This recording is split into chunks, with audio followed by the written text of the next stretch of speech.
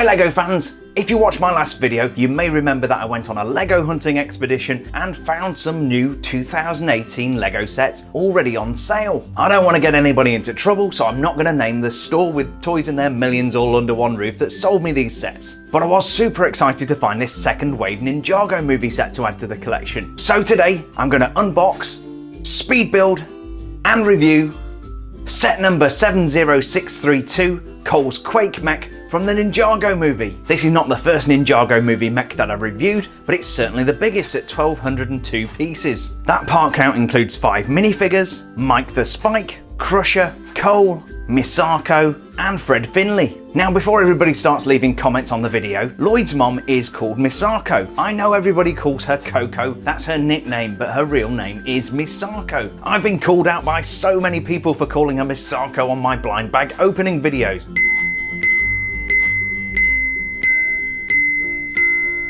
I hadn't expected to find this set on the shelves when I went shopping, so I haven't done any research. But this does look like a very cool mech build, and I'm super excited to get it built. I also really like the look of the Misako minifigure. But one of my biggest questions is, how am I going to display something that rolls around on one wheel? I'm sure LEGO have got a solution to that, and I'm sure we'll find out when we get this built. Before we tear open the box, let's flip it over and take a real quick look at the back. From the back of the box, it doesn't look like Cole's Quake Mech has quite as many interactive features as some of the other Ninjago movie mechs. But sometimes the box art can be really deceptive and doesn't always sell the toy to its full potential. What we do have are lots of loudspeakers, and some of those are projectiles which can be fired from the mech. We also have an opening canopy so Cole can get in and out, posable arms, and a set of record decks for Cole to make earth-quaking sounds. One thing about this mech that I'm really excited to take a look at is this huge wheel on the bottom. And with the 1,200 piece part count, I expect this is going to be quite a challenging model to put together. So we'll not delay any longer, I'm going to open this up so we can see what we've got inside.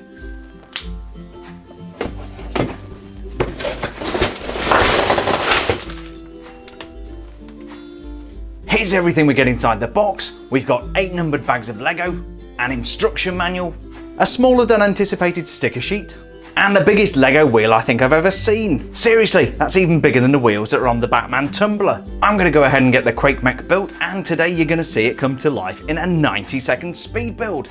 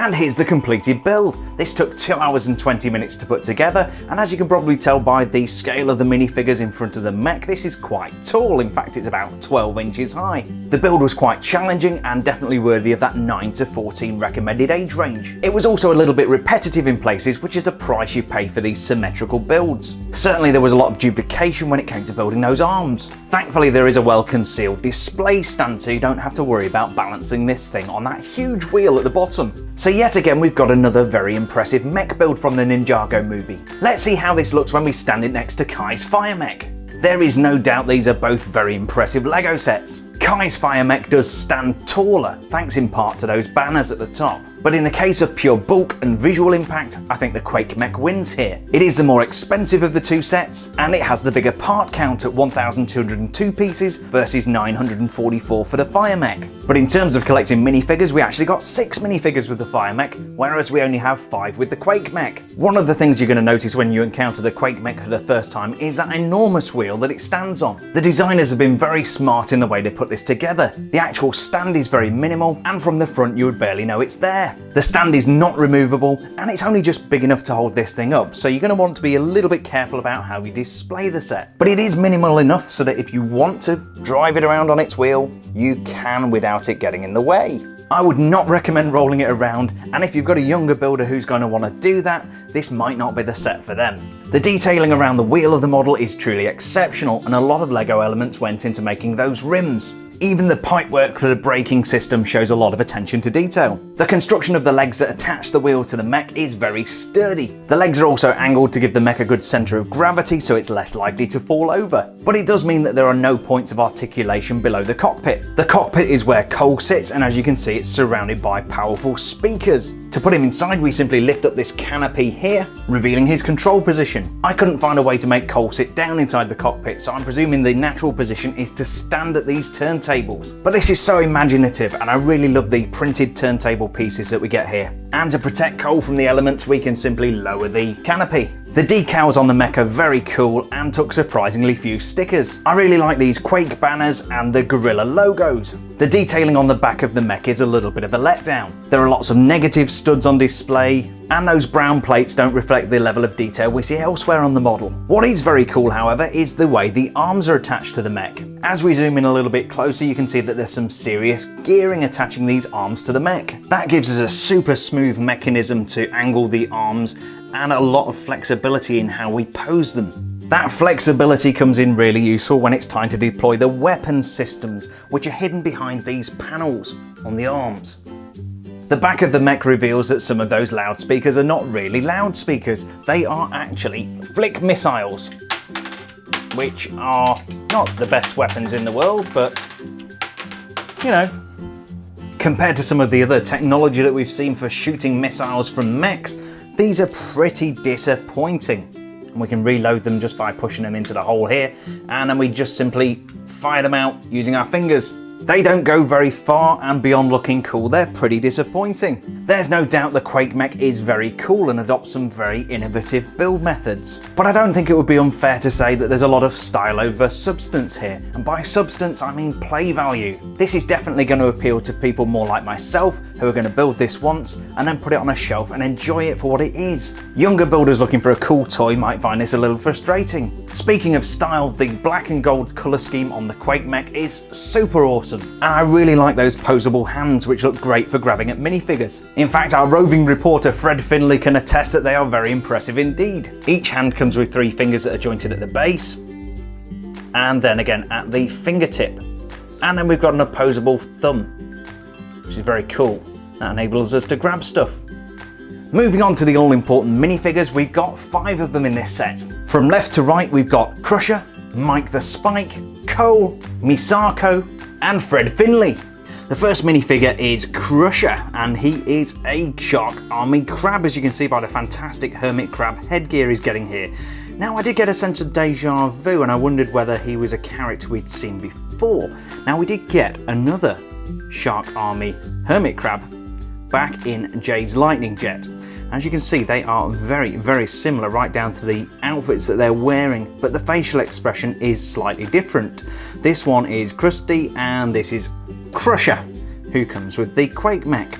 He's got this very cool Shark Army suit on with lots of metallic detailing on the front there. His weapon, like all Shark Army characters, is one of these fish with this spike here. Almost looks like Yondu's golden spike from the Guardians of the Galaxy sets. Let's just turn him over. He's got some breathing apparatus on the back there, but definitely the main feature about this character is that fantastic squishy headgear, which is a little bit difficult to take off sometimes, but it comes off. And as you can see, that is that kind of squashy, soft plastic. He's got this bearded, mean-looking face, and I'm going to put that back on. That is our Crusher. Also from the Shark Army, we have Mike the Spike. So cool because he has this rather large knife weapon attached to that fish there. That's a ridiculously long blade, so I'm going to put that down before anybody gets hurt. He looks very similar to other Shark Army characters that we've seen before. I'm pretty sure he's wearing the same jumpsuit there with the metallic detailing, and he's definitely wearing one of these hired goon hats.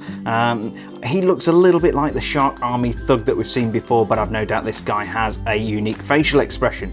There will be no facial expression on the back there because he's got this open hat, but he does have a little bit of detailing on the back there. You can see the metallic printing, and that is, bring back his weapon, that is the amazing Mike the Spike. Next we've got our hero. This is Cole the ninja who actually drives the Quake Mech.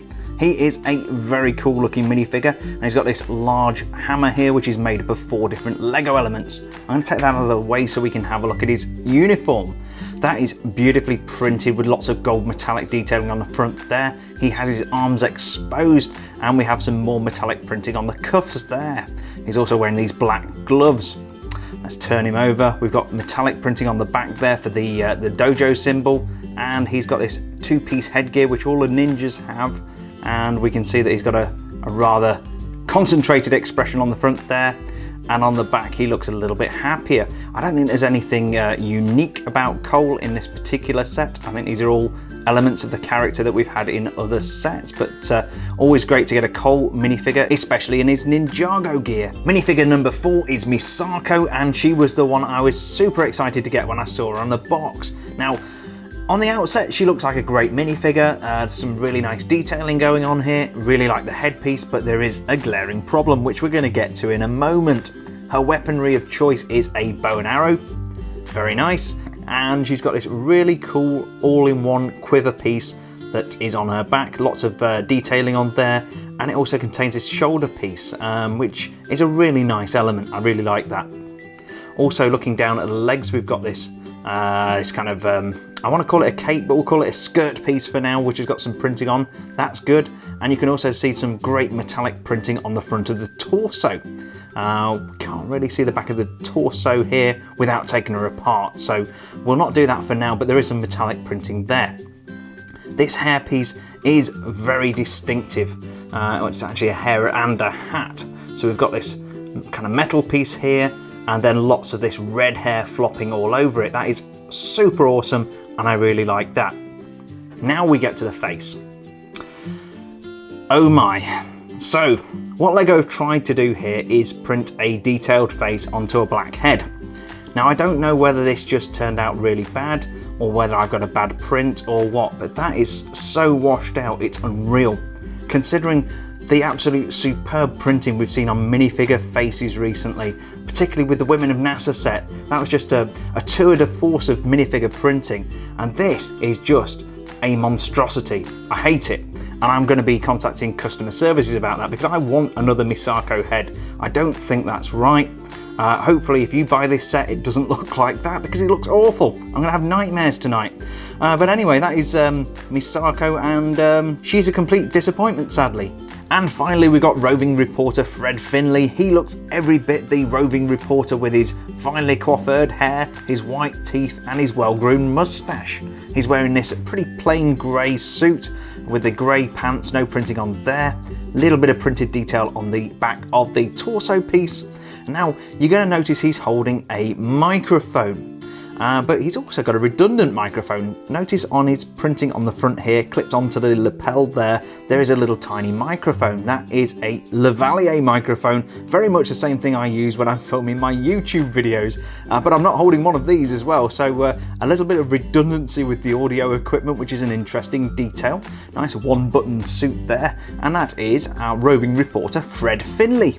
So that was set number 70632, Quake Mech from the Ninjago movie. Definitely a very impressive build, and this is going to look great alongside the other mechs from the Ninjago movie. I hope you enjoyed this unboxing, speed build and review video. If you did, please don't forget to leave a like down below and subscribe for more awesome LEGO content. Also be sure to check out my other Ninjago movie set reviews. I'm going to put a link to the playlist on screen now. I really appreciate you checking out my review of the Quake Mech today. You guys are awesome, have a great day, and I'll see you on the next build video.